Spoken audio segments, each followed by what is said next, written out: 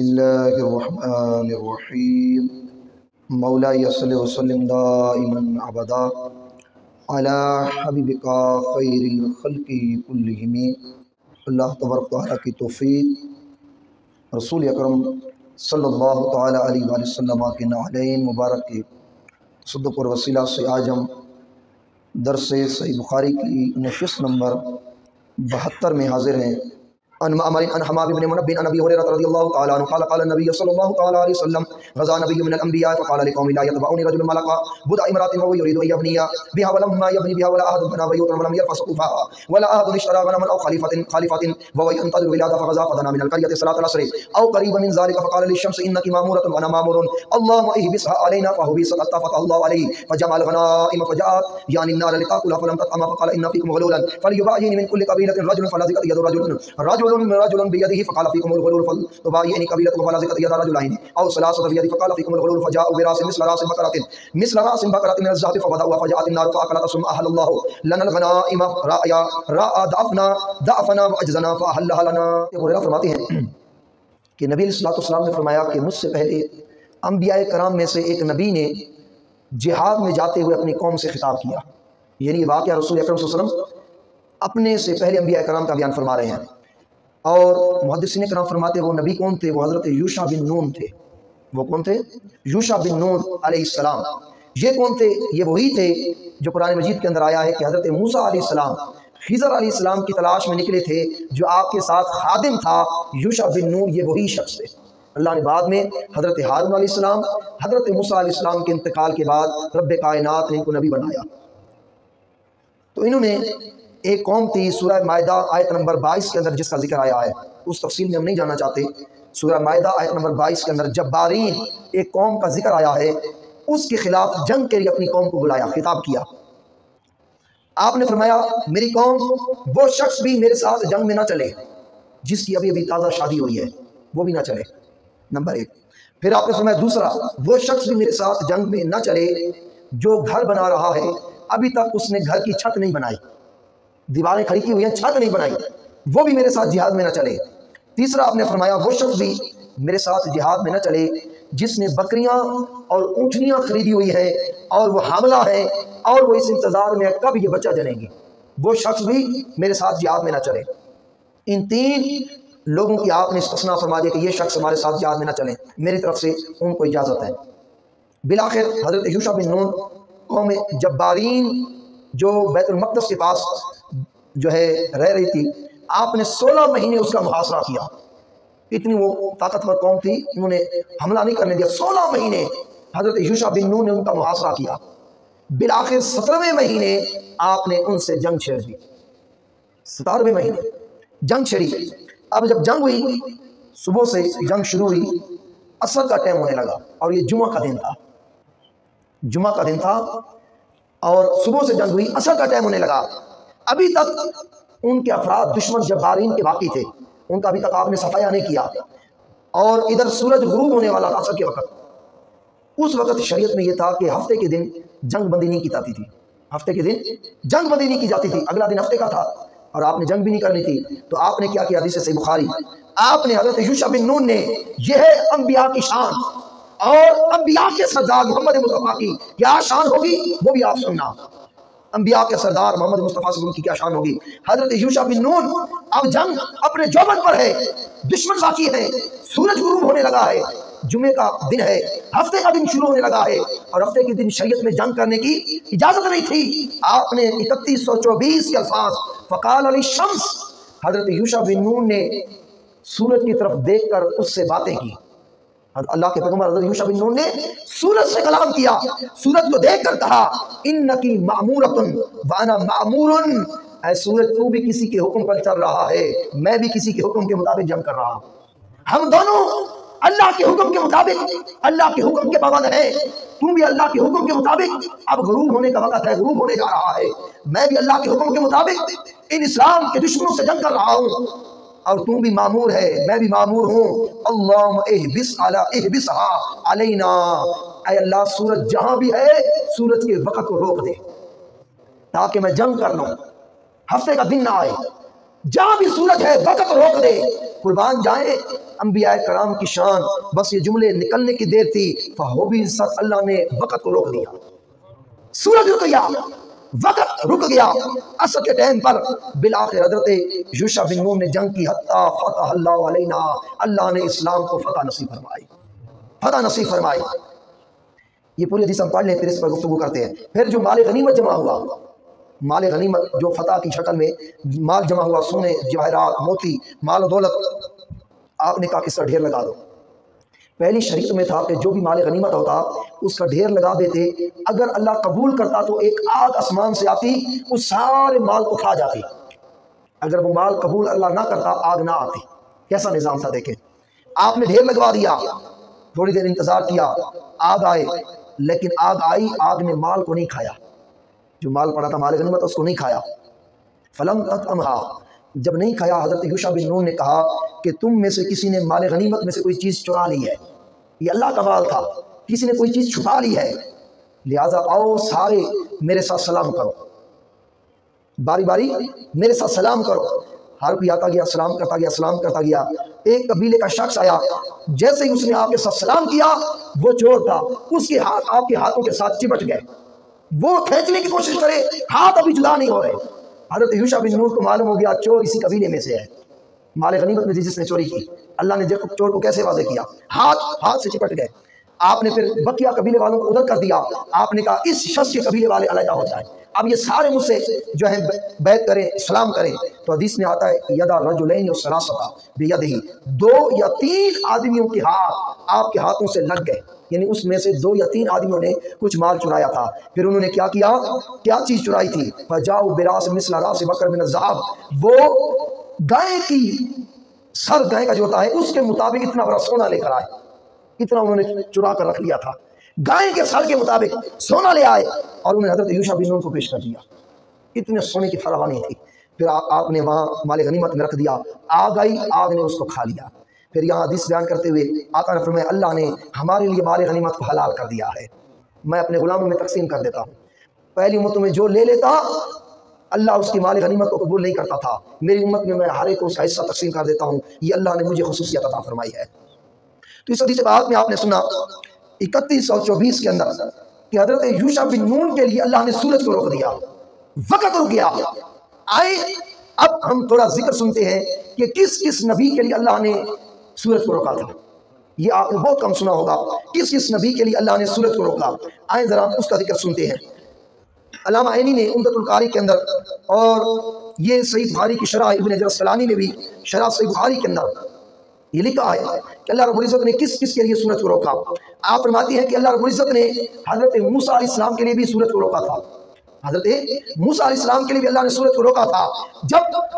آپ بنی اسرائیل کو لے کے جا رہے تھے اور اللہ نے کہا تھا کہ اپنے ساتھ جاتے ہوئے حضرت یوسف علیہ السلام کی میت کو بھی ساتھ لے جانا، اور آپ نے کہا تھا ہم صبح یہاں سے روانہ ہوں گے،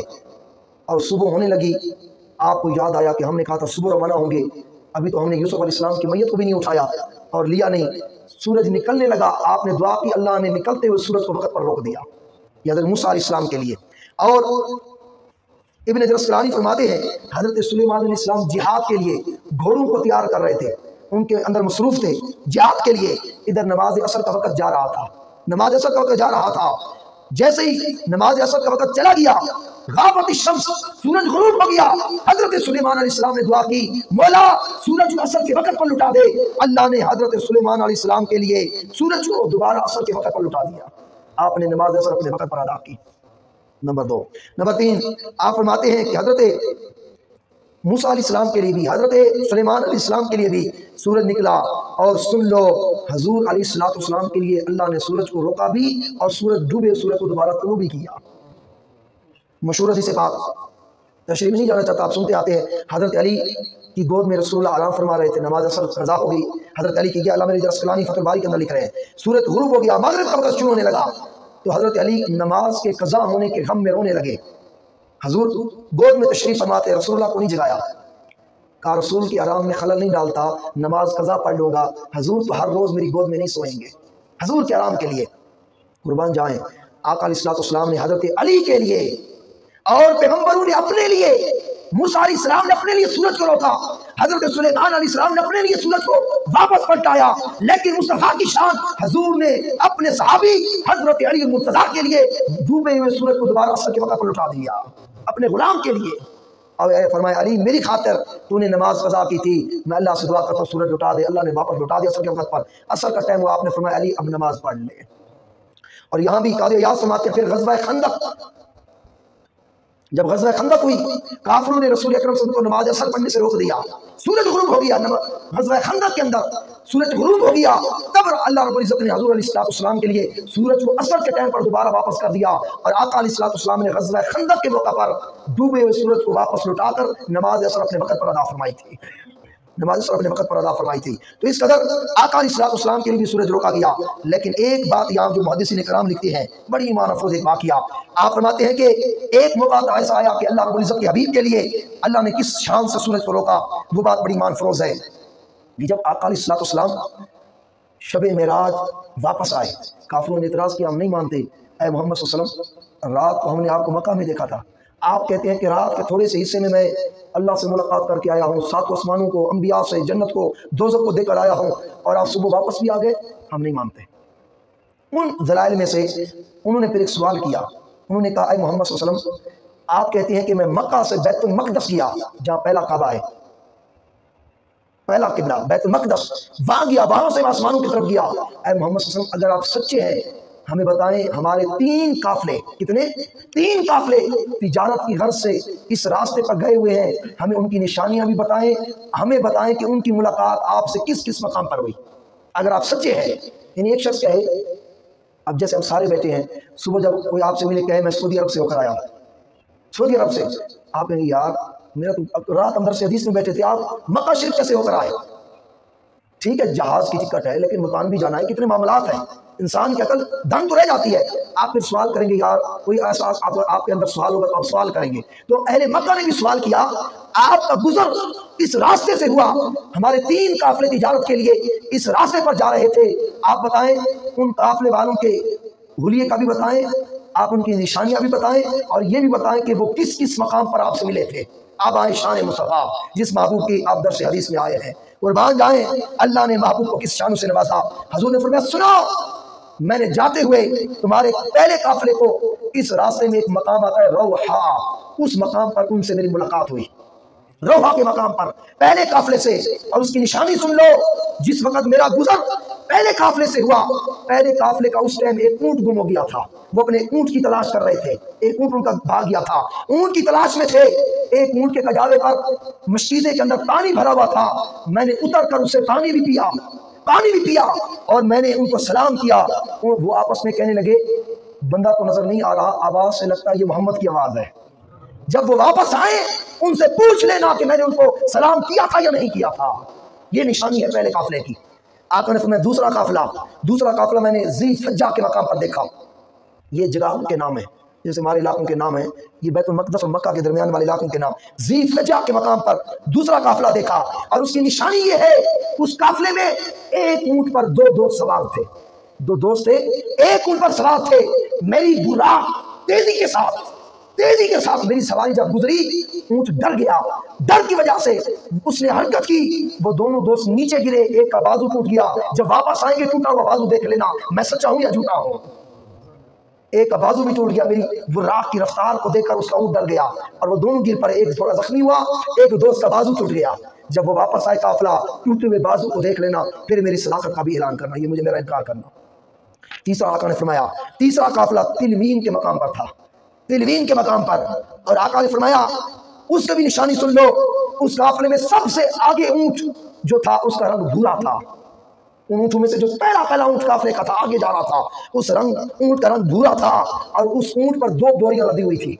2 بوریاں لدی ہوئی تھیں، ایک سیاہ دھاری تھی ایک سفید دھاری تھی، قربان جائیں آقا نے اونٹ کا رنگ بھی بتا دیا، اونٹ پر جو بوریاں لدی تھی ان کا بھی رنگ بتا دیا، اور آقا نے فرمایا جب یہ قافلہ آئے گا اس اونٹ کا رنگ بھی دیکھ لینا، اس اونٹ پر لدی ہوئی 2 بوریاں بھی دیکھ لینا، اور بوریوں کے رنگ سیاہ اور سفید بھی دیکھ لینا، اگر سچی ہوں گی تو میری صداقت کو تم مان لینا۔ یہ 3 قافلوں کا آقا نے فرمایا کہ فلاں فلاں مقام پر دیکھے، اور تمہارے قافلوں کے یہ نشان تھے۔ جب حضور نے یہ کہا حضور جانے لگے، کفار نے کہا اے محمد صلی اللہ علیہ وسلم ہمیں یہ تو بتا دیں. اب دیکھیں یہ علم مصطفیٰ تھا. آپ کی ملاقات فلاں فلاں مقام پر ان قافلوں سے ہوئی. آپ ہمیں اگر آپ سچے نبی ہیں اللہ کے ہمیں بتائیں یہ تینوں قافلے مکے میں کب داخل ہوں گے, ہمارے علاقے میں کب پہنچیں گے, کس ٹائم پہنچیں گے یہ تینوں قافلے. قربان جائیں اب کس کو خبر تھی, اونٹ اپنی رفتار پر چلتے ہیں, قافلے والے اپنی رفتار پر چلتے ہیں, لیکن علم مصطفیٰ دیکھے مستقبل میں کس قافلے نے کس ٹائم پہنچنا تھا اللہ نے مستقبل کو واضح کر کے مصطفیٰ کے سامنے رکھ دیا. مستقبل کی ایسے سمجھے اللہ نے نقشہ کھینچ کر مستقبل کا حضور کے سامنے رکھ دیا. حضور نے فرمایا سن لو پہلا قافلہ تمہارا جیسے ہی صبح کا سورج نکلے گا, سورج نکل رہا ہوگا, پہلا قافلہ مکہ کی حدود میں داخل ہو جائے گا. انہوں نے عرض کی دوسرا قافلہ, حضور نے فرمایا نصف النہار جب سورج سر پر ہوتا ہے نصف النہار, دوسرا قافلہ دن کے وقت دوپہر کے وقت مکہ کے اندر داخل ہوگا. انہوں نے کہا محمد تیسرا قافلہ, حضور نے فرمایا تیسرا قافلہ جب مغرب کے وقت سورج غروب ہونے لگے گا تب مکہ کے اندر داخل ہو جائے گا. اب یہاں سنیں یہ ساری جو ہے محدثین کرام نے یہ واقعہ لکھا اس حدیث کے تحت, اس لیے میں بیان کر رہا ہوں. انہوں نے حضور کی عظمت و شان بتانے کے لیے اب یہ دو سوچیں تھیں, ایک پہاڑ پر کافر بیٹھ گئے, ایک پہاڑی پر صحابہ بیٹھ گئے. دو پہاڑیاں تھیں, ہر ایک کی نگاہ مکے کے راستے پر تھی. کافر اس انتظار میں تھے پہلا قافلہ اپنے وقت پر نہ آئے, ہم محمد مصطفیٰ کو جھٹلائیں, معاذ اللہ ان کا مذاق اڑائیں, ان کا ٹھٹا کریں. اور صحابہ اس نگاہ سے بیٹھے تھے قافلہ حضور کے بتائے ہوئے وقت پر پہنچے, اسلام کی صداقت کے ہم نعرے لگائیں, حضور کی عظمت کے نعرے لگائیں, حضور کی صداقت کے نعرے لگائیں. اب پوری رات کافر بھی بیٹھے رہے, صحابہ بھی بیٹھے رہے. صبح کا جب بالکل وقت ہوا سورج ادھر کرنے نکالنے لگا, کافر کہنے لگے اے مسلمانوں دیکھو سورج کرنے نکال رہا ہے, قافلہ نہیں پہنچا. ادھر صحابہ نے کہا عقل کے اندر وہ دیکھو قافلہ بھی مکہ میں پہنچ گیا ہے. پہلا قافلہ وقت کے مطابق پہنچا. اب دونوں سوچوں کے لوگ بیٹھے تھے, کوئی حضور کی عظمت تلاش کر رہا ہے, کوئی معاذ اللہ حضور کی عیب تلاش کر رہا ہے, کوئی نقص ملے, کوئی عیب ملے, کوئی کمی ملے, ہم عظمت کو گھٹائیں, شان کو گھٹائیں, مقام کو گھٹائیں تاکہ لوگ اس سے دور ہو جائیں, محبت نہ کریں, دین کو نہ مانیں. لیکن صحابہ اس نیت سے بیٹھے تھے کہ حضور کی عظمت ظاہر ہو, حضور کی شان ظاہر ہو, حضور کے علم غیب جو ہے ظاہر ہو, اور حضور کی صداقت کے ہم نعرے لگائیں, حضور کی عظمت کے نعرے لگائیں. دوپہر کا وقت ہوا, حضور کے بتائے ہوئے وقت کے مطابق دوسرا قافلہ بھی پہنچ گیا. اب پورا رات سے بیٹھے ہیں دونوں لوگ, کافر بھی اور صحابہ بھی. اب مغرب کا وقت ہونے لگا, مغرب کا وقت, اور قاضی ایاز نے شفا کے اندر لکھا بدھ کا دن تھا, بدھ کا دن تھا. ادھر اس قافلے کو آتے ہوئے راستے میں کچھ کام پڑ گیا, وہ رک گئے, انہوں نے سٹے کر لیا, رک گئے. اب جب قافلہ رک گیا اس نے اپنے وقت پر نہیں پہنچنا تھا, ادھر سورج غروب ہونے لگا. اللہ نے مصطفیٰ کی زبان سے جو نکل گیا تھا کہ سورج ادھر غروب ہوگا ادھر قافلہ پہنچ جائے گا, لیکن قافلے کو راستے میں کام پڑ گیا, وہ رک گئے, ادھر سورج غروب ہونے لگا. اللہ نے کہا سورج خبردار تم اپنے مقام سے نہیں ہلنا, انہیں ابھی قافلہ نہیں پہنچا ہے, جہاں بھی ہے اے سورج, اللہ نے کہا تو رک جا. حضور کے لیے سورج اپنے وقت پر رک گیا,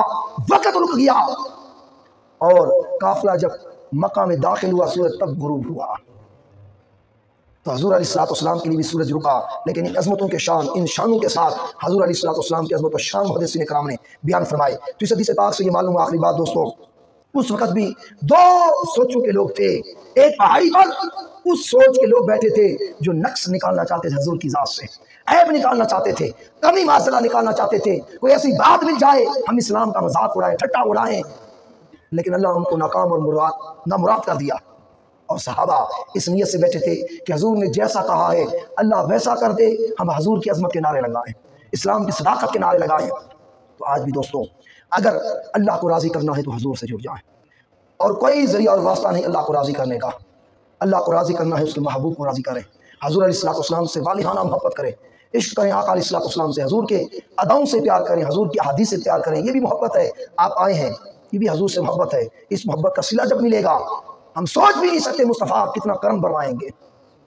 ہم تو اپنے بساط کے مطابق, اپنی سوچ کے مطابق, اپنی طاقت کے مطابق محبت کر رہے ہیں. حضور امام الانبیاء ہیں, حبیب خدا ہیں, اجر بھی اپنی شان کے مطابق دیں گے, جھولیاں بھی اپنی شان کے مطابق بھریں گے, کرم بھی اپنی شان کے مطابق کریں گے. اس لیے کوشش کیا کریں ان محافل میں حاضر ہوا کریں جہاں ادب مصطفیٰ کا درس دیا جائے, آپ کو رسول کے ساتھ جڑا جائے, آپ کا تعلق آقا علیہ السلام کے ساتھ جڑا جائے, محبت کا درس دیا جائے, ادب کا درس دیا جائے, آقا کی عظمت کی باتیں سنائی جائیں, اور جوانوں کو گنبد خضرا کے تصور میں رلایا جائے. وہ جوان جو پوری زندگی دنیا کے نشے کے اندر جو ہے غرق کر چکا ہے اور آقا علیہ السلام کی محبت سے بالکل دور ہو چکا ہے، اس کو محبت کی، عشق کی احادیث پڑھ کر اور آقا علیہ السلام کی پیاری باتیں سنائی کر اس کے دل سے دنیا کی محبت نکال کر عشق مصطفیٰ ڈالا جائے۔ امام بخاری نے اس لیے جو ہے آدھی کتاب سے زیادہ وہ احادیث جمع کی جن کے اندر عظمت مصطفیٰ کا بیان تھا، شان مصطفیٰ کا بیان تھا، محبت مصطفیٰ کا بیان تھا۔ اس لیے ایمان کی حفاظت رسول اللہ صلی اللہ علیہ وسلم کی محبت میں ہے، ایمان کی حفاظت آقا علیہ السلام کے عشق میں ہے، ایمان کی حفاظت حضور کے ساتھ جڑ جانے میں ہے۔ بندہ کسی بڑے سے جڑ جاتا ہے، بچ جاتا ہے، اور آقا علیہ السلام سے جو جڑ گیا آپ خود سمجھیں پھر آقا اس پر کس قدر اپنی رحمت کی چھاؤں کر دیں گے۔ تو حضور سے محبت کریں، وقت نکالا کریں، اس پرفتن دور میں آدھا گھنٹہ اس قدر محبت کی باتیں آپ سنیں گے، آپ کے دل کا تعلق رسول اللہ سے جڑ جائے گا، اور حدیث سن کر اور جوانوں آپ کی کیفیت تھوڑی بدل جائے، رونے کو دی چاہے اور رسول اللہ سے کنیکشن بحال ہو جائے، سمجھو ابھی تک ایمان کی شمع جل رہی ہے، ابھی تک ایمان کی شمع جل رہی ہے، اس دنیا کی محبت سے ہماری ایمان کی شمع نہیں بجھی۔ اس لیے اپنے ایمان کی بقا کے لیے خود بھی آیا کریں، دوستوں کو بھی تشریف لایا کریں، ساتھ لایا کریں، تاکہ آدھا گھنٹہ ہم پورے ہفتے میں فقط اس نیت سے ایک محفل میں جائیں جہاں کسی اور کی نہیں، آمنہ کے لال محمد مصطفیٰ کی باتیں ہوتی ہیں، اور اس کتاب سے ہوتی ہیں جس کو قرآن کے بعد درجہ دیا جاتا ہے، قال قال رسول اللہ پڑھا جاتا ہے، وہ الفاظ پڑھے جاتے ہیں جو 1445 سال سے پہلے حضور کی زبان سے نکلے تھے۔ ہم کتنے خوش نصیب ہیں، ہمارے کانوں کو وہ خوبصورت مرس بھرے وہ نورانی الفاظ آج سننے کا موقع مل رہا ہے جن الفاظ کو صحابہ نے حضور کے سامنے بیٹھ کر سنا تھا۔ اس سے زیادہ خوش نصیبی کیا چاہیے؟ اللہ رب العزت کی بارگاہ میں دعا ہے کہ رب کائنات آپ سب دوستوں کا آنا اپنی بارگاہ میں قبول و منظور فرمائے۔ وما علینا الا البلاغ۔